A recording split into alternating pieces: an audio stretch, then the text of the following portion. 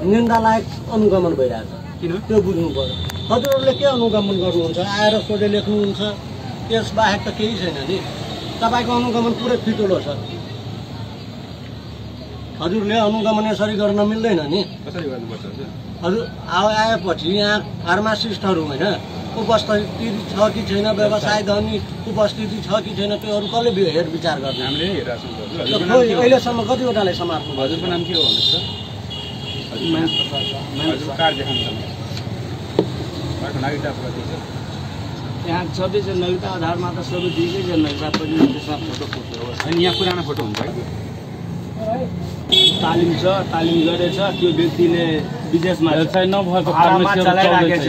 त्यस्तो छानबिन गर्नु पर्छ। हामीले हेरिरहेको छौँ। हिजो हामीले 4 वटा पसल सिल गरेर आज सिल गर्नुहुन्छ, भोलि तपाईँ जाने बित्तिकै खुल्छ। अनि त्यसलाई त आवश्यक कारवाही गर्छौँ नि त हामी। के कारवाही? अहिलेसम्म कुनै कारवाही भएको छैन डिडिएबाट। अलिक सानो छोरी बोल्नुहोस् न। होइन सर, म पनि एउटा फार्मासिस्ट नै हो।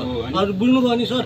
हामीलाई दुःख किन लाग्छ भने सर, जब हामी यति दुःख गरेर पढेर आएको छौँ, हामी व्यवसाय गरिरहेको छौँ भने सर हाम्रो लाइसेन्सको कुनै भ्यालु नै छैन भने सर हामी किन रिन्यू गराउने र डिडीमा किन दर्ता गर्ने? यतिकै चलाउने हामी पनि त्यतिकै चलाउने हो नि। हाम्रो गुनासो त यहाँ छ के। यसको खोज तलासमा चाहिँ अब उहाँहरू खोज तलासमा गर्नुभयो भने कतिलाई कारवाही भयो भएन त्यो कुरा बुझ्नु पर्यो नि। हामीले कारवाही गरेको रिपोर्टहरू निकालिरहेको हुन्छ प्रत्येक महिना। कोर्ट निकालिसकेपछि पनि खुलिरहेछ। देखाउँ तपाईँलाई।